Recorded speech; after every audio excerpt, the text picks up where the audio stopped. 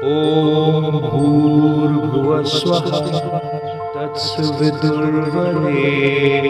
भर्गो देवस्य धीमहि धियो यो नः प्रचोदयात्। जय श्री राम मेरे सनातनी बंधुओं। आइए इस सनातन रूपी वृक्ष के जड़ों को सिंचित करें और इसे पुष्पित और पल्लवित करें और इसे इतना विराट और शक्तिशाली बना दें कि हमारे आने वाले वंशज अपने पूर्वजों पर गर्व कर सकें तथा विधर्मियों से अपनी रक्षा भी कर सकें। यह रामायण कोई धार्मिक ग्रंथ नहीं है, बल्कि ये हमारे पूर्वजों का गौरवशाली इतिहास है, जिसे हरेक सनातनी बंधुओं को अध्ययन करना चाहिए। खास करके युवाओं को भी इसकी जानकारी होनी चाहिए, क्योंकि पूरा विधर्मी समाज हमारे युवाओं को अपने धर्म और संस्कृति से भ्रष्ट करने का अथक प्रयास कर रहा है। पिछले अंक में हम लोगों ने अध्ययन किया कि जब वायुपुत्र हनुमान सीता जी के पास उपस्थित हो जाते हैं तो सीता जी सर्वप्रथम उन्हें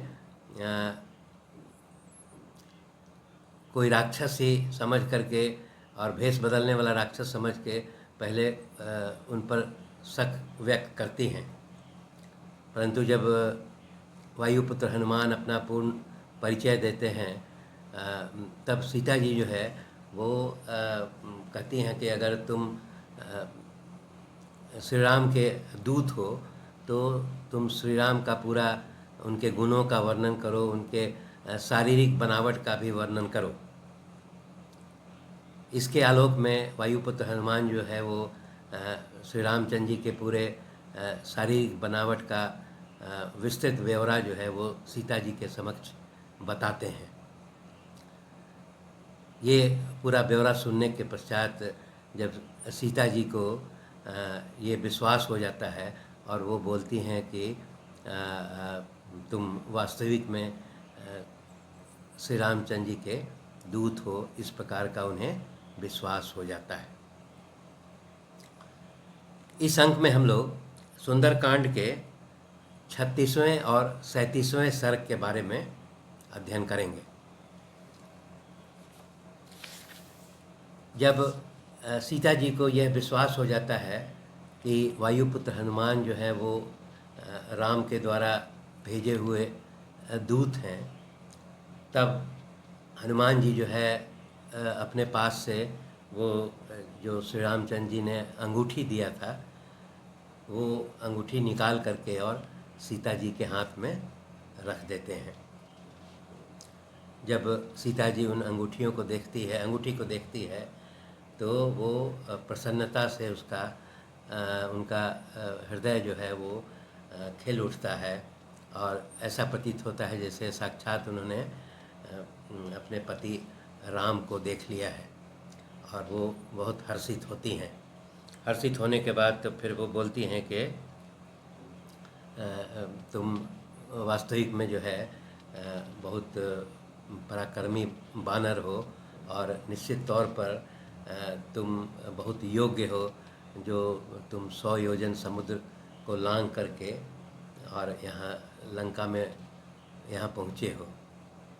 फिर वो यह भी बोलती हैं कि यह उचित ही है कि अगर मेरे पति श्री राम ने तुमको अपना दूत बना के भेजा है तो तुम निश्चित तौर पर बहुत योग्य वानर हो, इसीलिए वो उन्होंने तुमको मेरे पास भेजा है। इसलिए वो कहती हैं कि अब मुझे पूर्ण विश्वास हो गया है तुम पर। इसके बाद फिर वो बोलती हैं कि शिकायत भी करती हैं कि श्री रामचंद्र जी जो है इतने पराक्रमी हैं, फिर भी मैं यहाँ रावण के कैद में यहाँ व्यतीत कर रही हूँ और श्री राम अभी तक उन्होंने पूरी समुद्र, पूरे पृथ्वी को दग्ध क्यों नहीं कर दिया है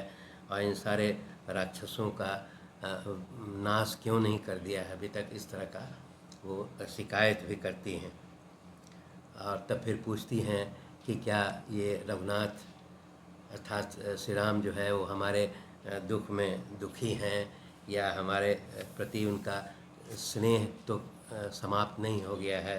इस प्रकार का फिर वो ये बोलती हैं कि वो अपने में धैर्य धारण करते हैं कि नहीं कि मेरा अपहरण हो गया, उसके बाद उनकी मानसिक स्थिति कैसी है वो सब पूछती हैं। तब वायुपुत्र हनुमान जो है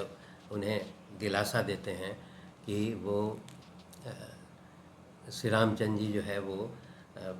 चूँकि उनको अभी जानकारी नहीं है और जैसे ही मैं उन्हें ये जानकारी दूंगा, आपका पता बताऊंगा, तो वो निश्चित अपने भाई के साथ अभी सभी वानर सैनिकों के साथ लंका पर आक्रमण करेंगे और रावण सहित राक्षसों का वध करके आपको यहाँ से ले जाएंगे, इस तरह का आश्वासन देते हैं। फिर वो यह आश्वासन देते हैं कि आप शीघ्र ही जो है यहाँ से रावण के कैद से मुक्त होकर के शीघ्र ही श्री राम का दर्शन करेंगी। वह वायुपुत्र हनुमान सीता जी को यह भी बताते हैं कि श्री राम जो है वो आपके अनुपस्थिति में बहुत चिंतित रहते हैं और वो ठीक से उनको नींद भी नहीं आती है और आप ही की चिंता में हमेशा विलाप करते रहते हैं और नींद में भी वो जब सोते हैं तो नींद से तुरंत जाग जाते हैं और जाग करके वो सीता सीता पुकारने लगते हैं। और इस प्रकार वो बताते हैं कि श्री राम जी का स्नेह जो है वो आपके प्रति वो कोई उसमें कमी नहीं आई है और वो हमेशा आपको याद करते रहते हैं। ये सब बातें जब सीता जी सुनती हैं तो श्री राम के बारे में उनको जानकारी मिलने से जो प्रसन्नता मिलती है, परंतु श्री राम के बारे में, उनके दुख के बारे में विचार करके वो फिर दुखी भी हो जाती हैं और वो कहती हैं कि तुमने ये समाचार सुना करके मुझे ऐसा प्रतीत हो रहा है जैसे विष मिश्रित अमृत जो है वो तुम्हारा ये सूचना मुझे लगता है। मतलब कि एक तरफ तो श्री राम के बारे में जानकारी भी मिल के हमको प्रसन्नता हो रही है, दूसरी ओर जो है उनके दुख से भी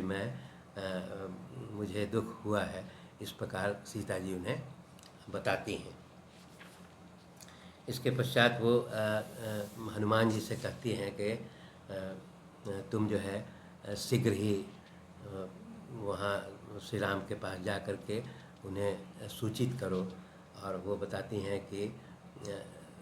उन्हें ये निश्चित करना कि इसमें वो शीघ्रता करेंगे, क्योंकि रावण ने मात्र 2 माह का समय दिया है और 2 माह में अगर मैं उसकी बात नहीं मानूंगी तो वो मुझे मार करके खा जाएगा। इसलिए वो हनुमान जी को बताती हैं कि तुम शीघ्रता से वहाँ रामचंद्र जी के पास और उनको ये बताना कि रावण का वध करने में वो विलंब नहीं करेंगे। इस प्रकार का वो कह करके वो उससे अनुरोध करती हैं। यहाँ पर सीता जी एक और चीज़ बताती हैं कि रावण जो है उसकी नीयत तो मुझ पर अच्छी नहीं है, परंतु वो यह बताती हैं कि उनका एक भाई विभीषण है और एक बहुत श्रेष्ठ राक्षस भी है जिसका नाम अविंध है। तो वो ये बताती हैं कि विभीषण और वो अविंध जो है वो रावण को बहुत समझाता है कि तुम सीता को जो है रामचंद्र जी को लौटा दो, परंतु वह उन दोनों की बात नहीं मानता है। इस प्रकार वो सीता जी इस प्रकार की जानकारी देती हैं। इसके पश्चात वो हनुमान जी जब सीता जी को बहुत चिंतित देखते हैं तब फिर वो एक प्रस्ताव देते हैं कि मैं जो है ये पूरे सभी राक्षसों का वध कर सकता हूँ। और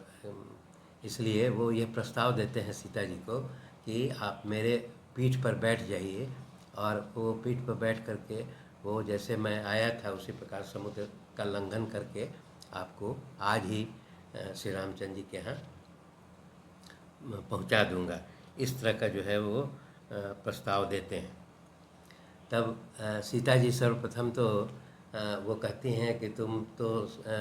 शरीर के आकार में बहुत छोटे हो, और ये तुम्हारी चपलता है कि तुम इस तरह का मुझसे अनुरोध कर रहे हो कि अपनी पीठ पर बैठा करके और समुद्र पार कर जाओगे। तो हनुमान जी इसमें बड़ा लज्जित महसूस करते हैं, और फिर वो अपना वास्तविक स्वरूप बना करके एक विशाल पर्वत के समान अपना जो शरीर है उसको सीता जी को दिखाते हैं। जब सीता जी उनका वो मेरू पर्वत के समान जो है बड़ा शरीर जब वो देखती हैं, तब वो स्वीकार करती हैं कि मैं तुम्हारी शक्ति और पराक्रम जानती हूँ, और कि तुम बहुत पराक्रमी हो। और हनुमान जी यह भी बताते हैं कि मैं इतना शक्तिशाली हूँ कि ये पूरा जो है पर्वत और जंगल और पूरा लंका रावण के सहित मैं अपने पीठ पर लाद करके और ले जा सकता हूँ। वो इस तरह का बताते हैं कि वो इतने पराक्रमी हैं। सीता जी इसको स्वीकार करती हैं, परंतु फिर वो बताती हैं कि मेरा जो है तुम्हारी पीठ पर बैठ कर के जाना वो उचित नहीं है। इसके लिए कुछ कारण वो बताती हैं, जिसको कारण एक एक करके यहाँ पर हम लोग देखेंगे। सबसे पहले वो बताती हैं कि तुम्हारे पीठ पर अगर मैं बैठ जाती हूँ तो तुम जो है वायु वेग से जो है वो छलांग लगाओगे, और मुझ में इतनी क्षमता नहीं है इतनी वायु वेग से उड़ने की, इसलिए मेरा तुम्हारे पीठ से गिर जाने का आशंका ज़्यादा रहेगी। दूसरा वह बताती हैं कि